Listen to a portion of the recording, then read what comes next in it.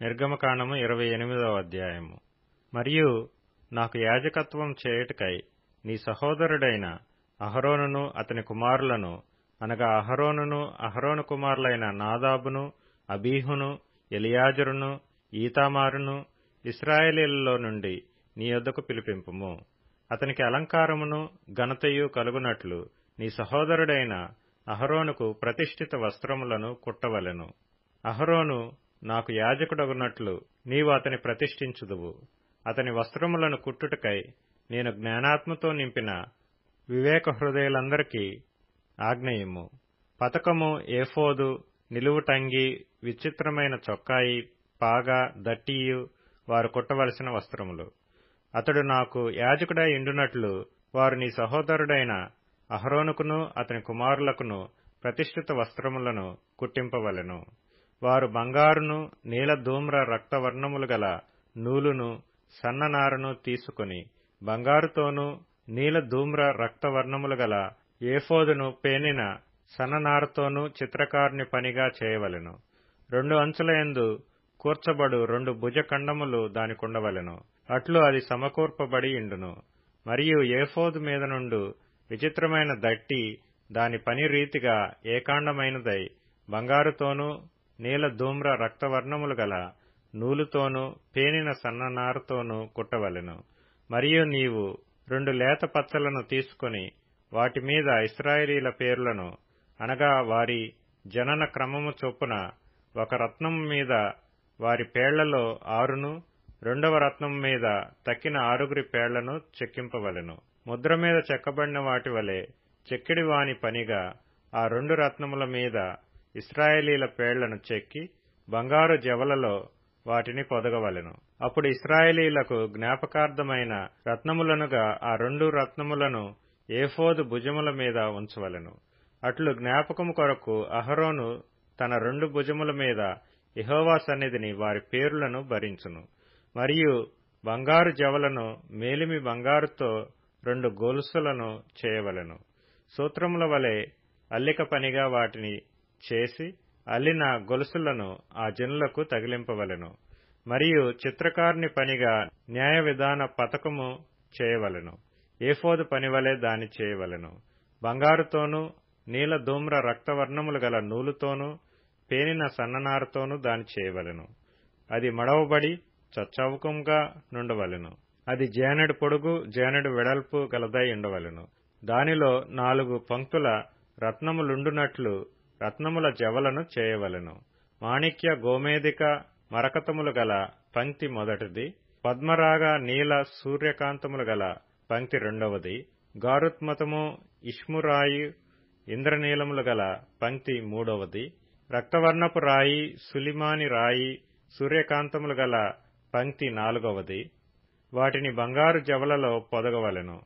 ఆ రత్నములు ఇశ్రాయేలీయుల పేర్లు గలవై వారి పేర్ల చొప్పున 12 ఉండవలెను.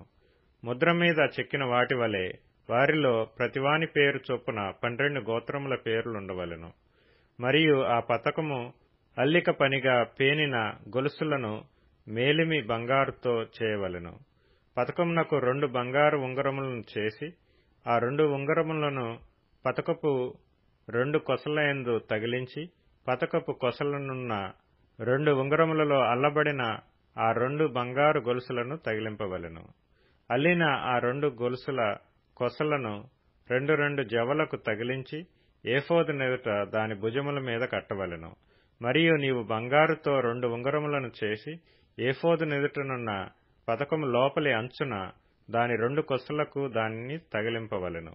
మరియు నీవు 2 బంగారు ఉంగరములు చేసి ఏఫోదు విచిత్రమైన దట్టి పైగా దాని కూర్పునొద్ద దాని ఎదుటి ప్రక్కకు దిగువను ఏఫోదు 2 భుజభాగములకు వాటిని తగిలింపవలెను.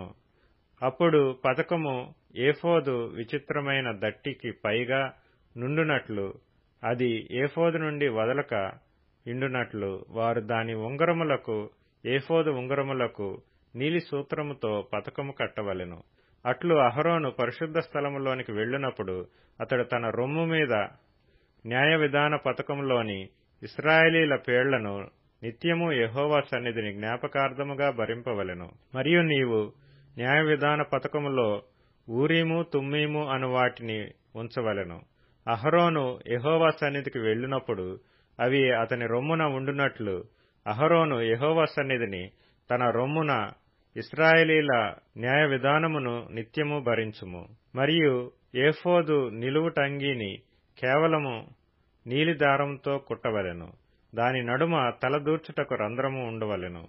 అది చినగకుండునట్లు కంటకవచ రంధ్రము వలె దాని రంధ్రము చుట్టూ నేత పని అయిన గోటు ఉండవలెను. దాని అంచున దాని అంచుల చుట్టూ నీల ధూమ్ర రక్తవర్ణములు గల దానిమ్మ పండ్లను వాటి నడుమును బంగారు గంటలను నిలువుటంగి చుట్టూ తగిలింపవలెను. ఒక్కొక్క బంగారు గంటయు దానిమ్మ పండును ఆ నిలువుటంగి క్రింది అంచున చుట్టూ ఉండవలెను. సేవ చేయనప్పుడు అహరోను దాని ధరించుకొనవలెను. అతడు యెహోవా సన్నిధిని పరిశుద్ధ స్థలములోనికి ప్రవేశించినప్పుడు అతడు చావక ఇండునట్లు దాని ధ్వని వినబడవలెను. మరియు నీవు మేలిమి బంగారు రేకు చేసి ముద్ర చెక్కునట్లు దానిమీద యెహోవా పరిశుద్ధుడు అను మాట చెక్కవలెను. అది పాగా మీద ఉండునట్లు నీలి సూత్రముతో దాని కట్టవలెను. అది పాగా ముందటి వైపున ఉండవలెను. తమ పరిశుద్ధమైన అర్పణలన్నిటిలో ఇశ్రాయేలీయులు ప్రతిష్ఠించు పరిశుద్ధమైన వాటికి తగులు దోషములను అహరోను భరించునట్లు అది అహరోను నొసట ఉండవలెను.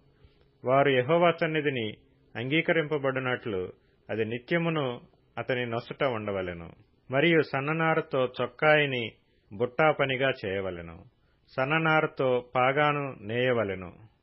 దట్టిని బుట్టా పనిగా చేయవలెను. అహరోను కుమారులకు నీవు చొక్కాయిలను కుట్టవలెను. వారికి దట్టీలను చేయవలెను. వారికి అలంకారమును ఘనతయు కలుగునట్లు కుళ్ళాయిలను వారికి చేయవలెను. నీవు నీ సహోదరుడైన అహరోనుకును అతని కుమారులకును వాటిని తొడిగింపవలెను. వారు నాకు యాజకులగునట్లు వారికి అభిషేకము చేసి వారిని ప్రతిష్ఠించి వారిని పరిశుద్ధపరచవలెను.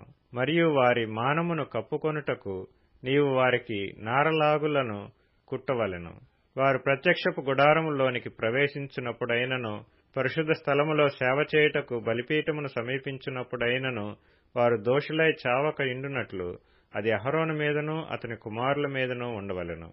ఇది అతనికిని అతని తరువాత అతని సంతతికిని నిత్యమైన కట్టడ.